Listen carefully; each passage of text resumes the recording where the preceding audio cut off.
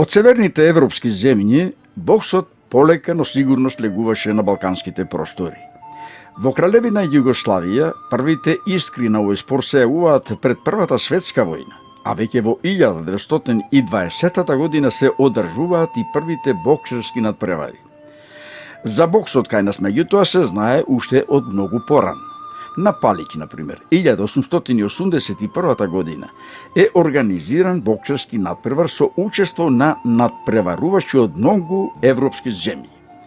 Во ова време, во Битола, Стефан Атанасов Ролев, кој што го проучуваше спортот во многу европски земји, пред пашата, владиката, конзулите и многубројните граѓани, во 1908 година, односно во времето на Младотурската револуција, демонстрира бокс, но нема партнер се дотогаш додека во оваа вештина не го упати Илија Божиков од Охрид. Битолскиот аптекар Крсте Франго им набавил дури и вистински нараквици.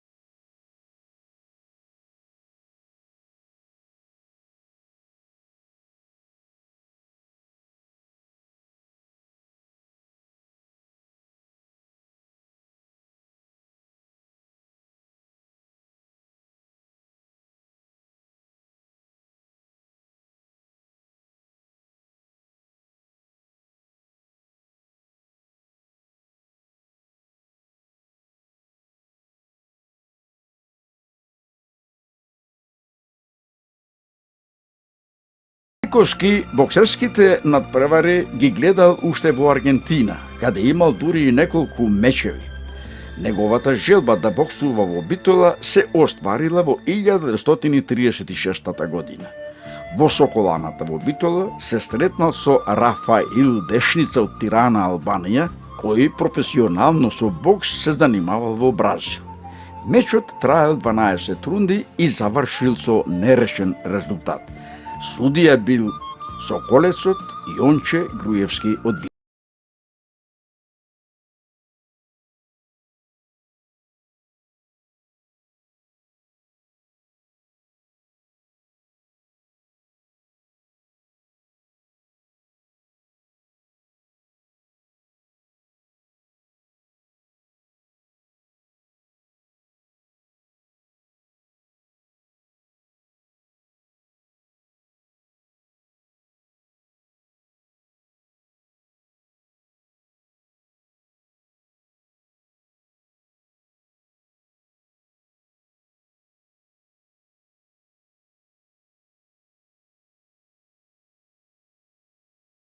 Една година подоцна Владимир Мајковски се сретнал и со Александар Секулиќ.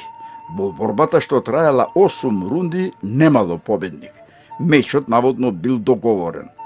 По 6 месеци двајцата боксери повторно ги одмериле силите и тоа во салата на киното на Милтон Манаки.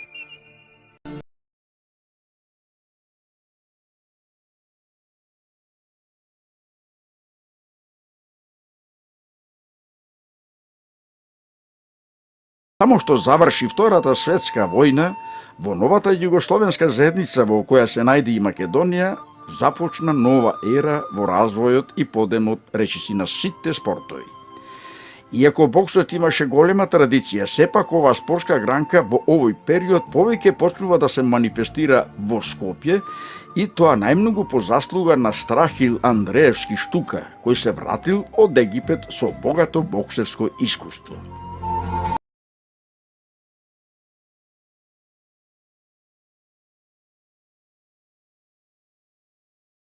Малку, боксот полека почнува да живнува и во другите градови низ Македонија.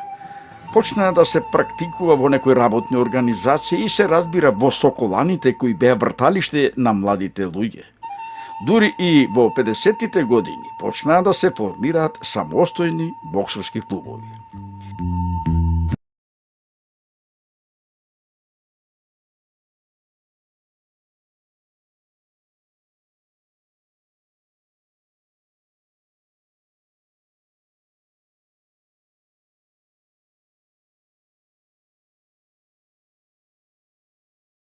Во 1946 година во Битола е одржан еден од првите мечеви по војната. Надпреварот го организира тогашната југословенска армија и тоа во домот на армијата или познатиот и денес офицерски дом.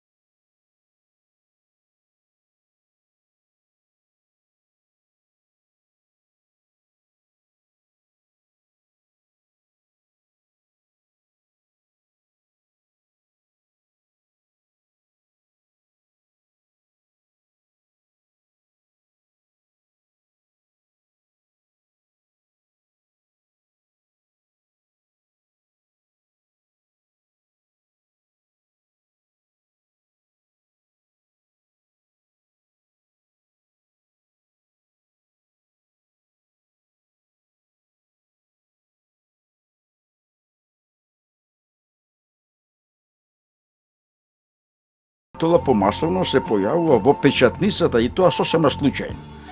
Меѓу првите кои почнале со книжни на раквици меѓу себе да боксуваат е Томен Николовски, кој се вратил од Загреб, и неговите другари. Околу Николовски се собраа доста работници од печатницата, меѓу кои беа Томе Трајковски, Асен Илиевски, Сенчо, Ацо Георгиевски, Дангуро, Димче Георгиевски, Стево Милевси, Цевикот и други.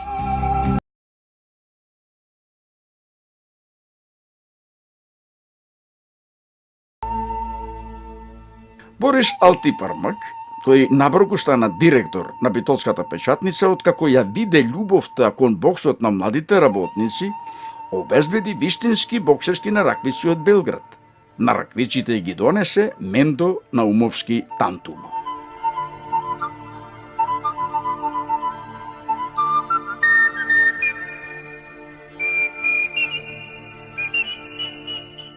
Сенчо беше еден од најдобрите и најхрабрите боксери, иако и тој, како и сите други, беше самоук. Бидејќи беше понапреден од другите, стана и прв тренер.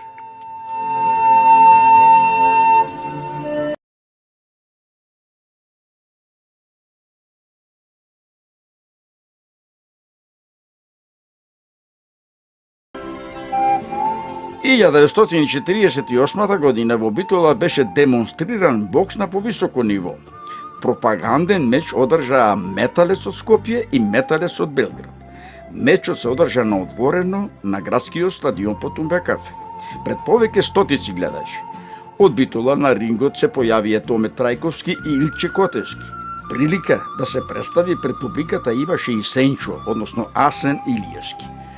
Тој имаше можност да одбере некој од гостинските боксери што гостуваа во Битола, но за негова несреќа го одбра еден од најдобрите боксери во тоа време и во Македонија и во Југославија, Миле Андреевски Штук.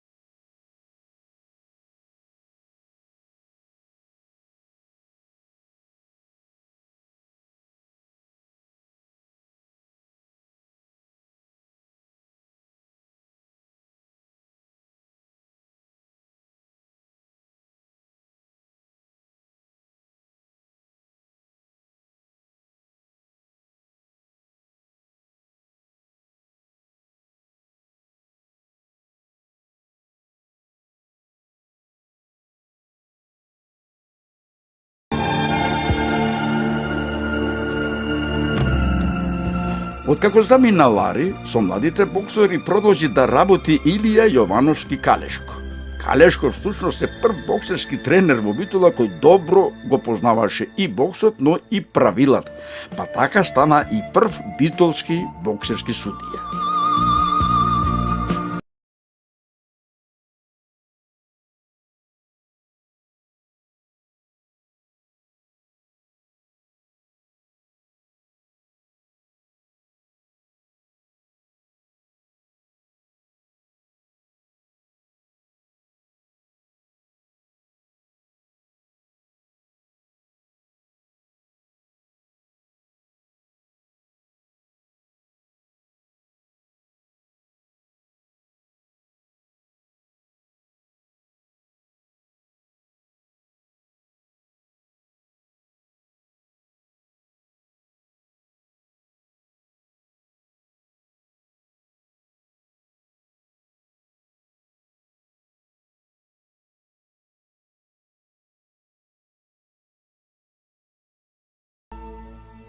1950 година Битола за прв беше домаќин на 4-тото републичко првенство.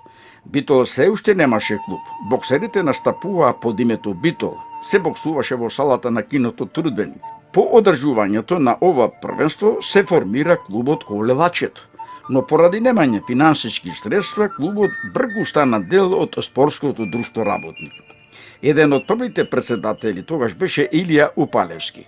Во управата беа вклучени и глумецот Боби, автовски Боби, Вангел, познат тоа како директор на киното Трудбеник, односно на хотелот Трудбеник, Мендо Наумовски и други повозрасни битолчани.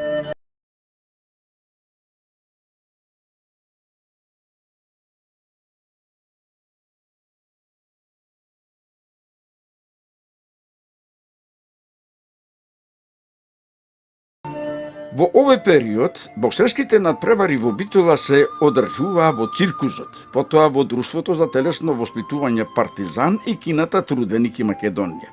Еден меч дури е одржан и во Стариот театар, потоа на фудбалското игралиште и на терасата на офицерскиот дом. Подоцна, најчесто мечевите се одржуваа на отвореното ракометно игралиште и се разбира години потоа во спортската сала Младост.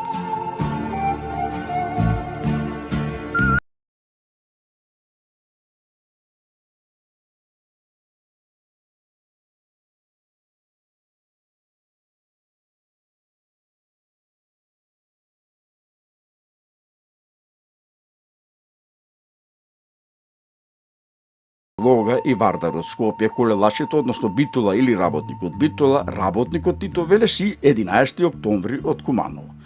Секоја екипа тогаш мораше да има најмалку 6 боксери од мува до средна категорија. За Битола во тоа време најчесто настапуваа Шерифов, Трајковски, Велковски, Георгиевски, Трајчев, Милев и други.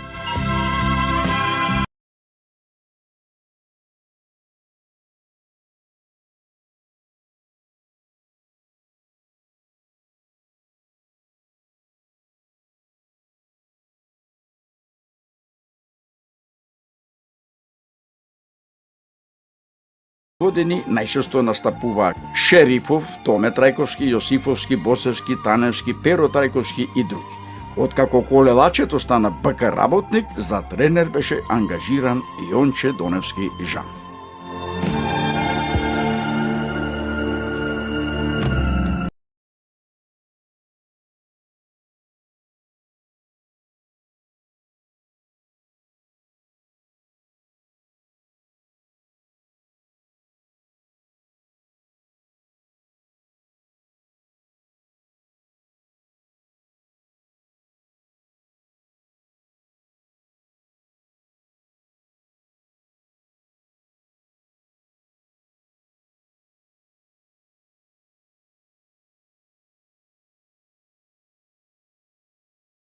Период кога градот Потпериште не може многу да се пофали со развојот и унапредувањето на боксот.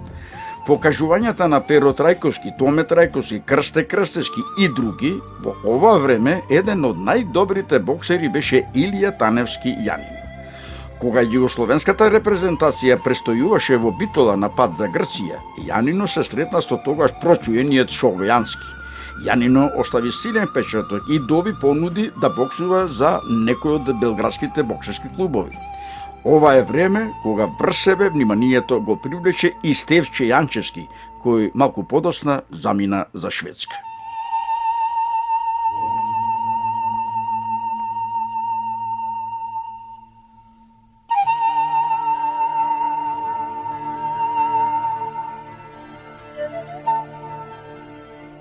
Мечевите што од време на време се одржуваа во Битола не беа доволни да ја анимираат битолската младина во пошироки рамки. Таа и понатаму се определуваше најмногу да игра фудбал, кошарка, а ова е период кога почнува на големо да се отворат и вратите на малиот ракомет. Се разбира, централно место по масовноста завземаше гимнастиката. ДТВ Партизан, односно поранешната Соколана, низ разните секции ги негуваше речиси сите спортски гранки. Во 1959 година Томе Трајковски и уште неколкумина други боксери се обидоа боксот да го подигнат на повисоко ниво, се одржа ревија со учество на искусни, но и млади боксери. Но не помалку во криза во тоа време беше и боксот во цела Македонија.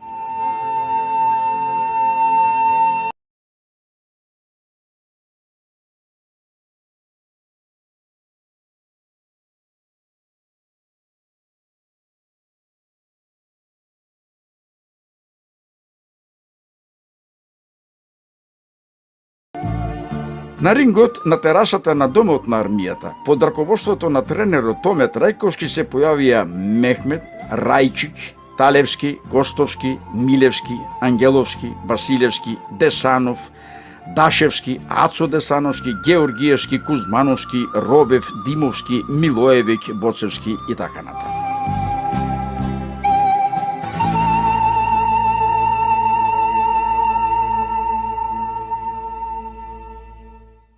И 1960 година е позната по тоа што капетанот на Југословенската народна армија, кој служеше во Битола, Јокик, стана член на боксерскиот клуб Работник.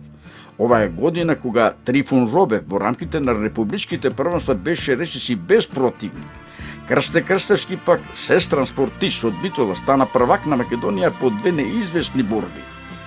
Боксерскиот клуб Работник во 1960 година даде најмногу републички прваци.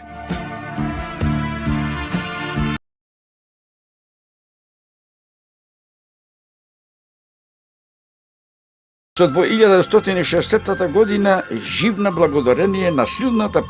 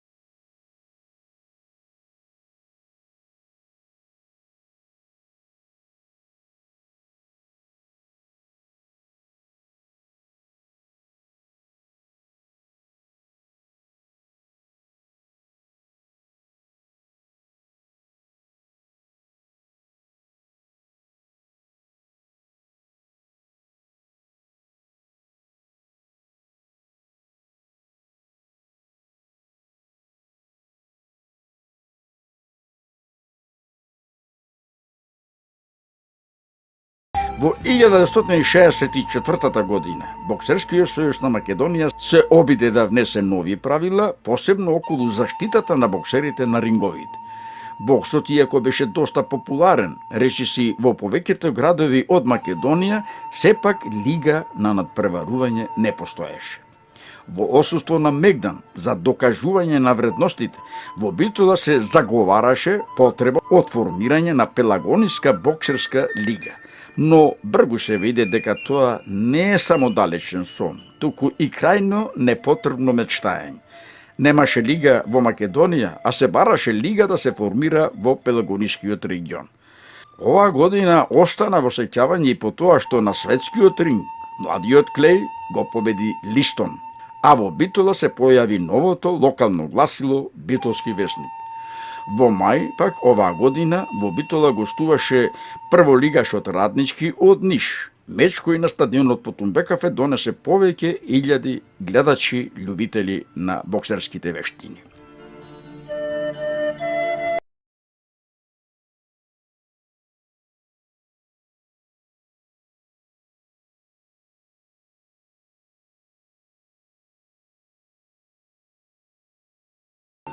Со појавата на Битолски весник се воспостави традиционалната манифестација избор на 10 најдобри спортисти на Битола. Во 1965 година, за успесите постигнати во претходната година, Трифун Робев е прогласен за прв најдобар спортист на Битола. Тоа беше потврда дека 1964 година навистина беше успешна за боксот. Крсте Василевски, Ице Георгиевски и Владо Гостов, потоа Мите Тасевски, Нејат Демиров и други, беа имиња од кои во наредните години многу се очекуваше. Васко Василевски за прв пат во историјата на битолскиот бокс стана шампион на Југославија. Успех што беше респектиран од сите други спортисти на Битола.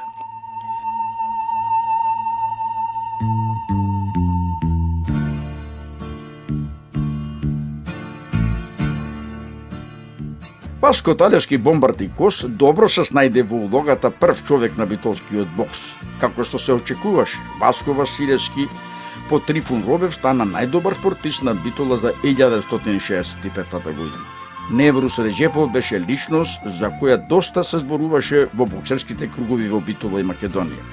Како минатата, така и ова година во Темерин на јуниорското првенство на Југославија, Битола пак имаше своји представници. Во конкуренција на 100 боксери од цела Југославија, Битола ја представува Васко Василевски, Ице Ѓуриевски Бајче и Пеце Ивановски. Васко Василевски освои златен медал, Ице Ѓоргиевски исто така освои златен медал, а Ивановски се задоволи со сребрениот медал.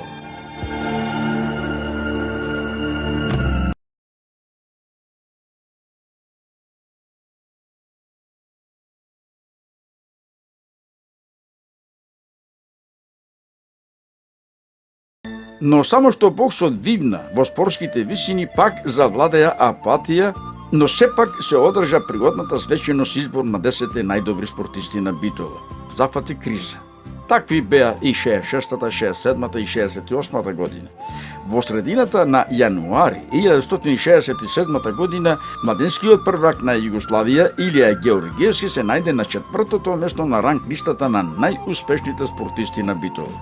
Но тренерот Васко Талевски бомбарди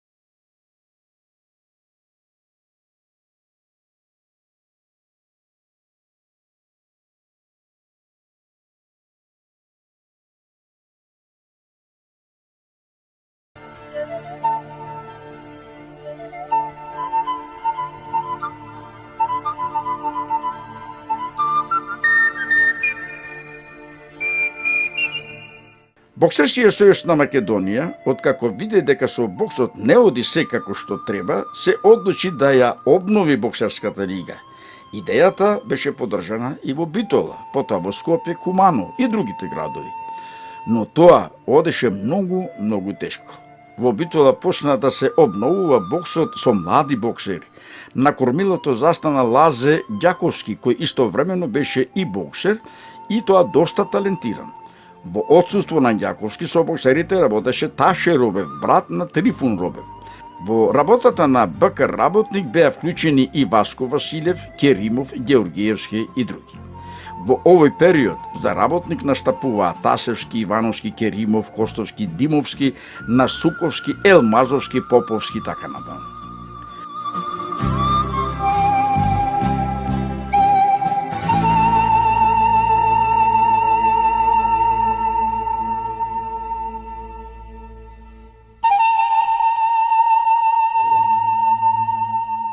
Слаткарот Азири во 1969 година, откако се виде дека за боксот малку кој се грижи, направи многу боксот во Битола да се одржи, па дури и во оваа година да избори пластман во повисок ранг на надпреварување. Јужната српска лига, во која уште учествува и Раднички, Каблови, Партизан, Рудар, Метарес, Вадар и така натаму. Бргу се виде дека работник нема сили за учество во ваква силна конкуренција. Немаше ниту пари, ниту доволно силни боксери.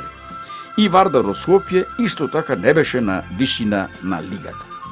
Откако се виде дека боксот не оди по линијата што се посакуваше, Боксерскиот сојуз на Македонија одлучи да формира боксерски школи во повеќе градови низ Македонија. Идејата бргу беше прифатена и во Битола. На чело на школата застана Јонче Доневски Жан. И така почна трасирањето на нова ера на боксот во Битола, која стартуваше некаде од 70-тите години на минатиот век. Што понатаму се случуваше со боксот во Битола, почитувани, ќе зборуваме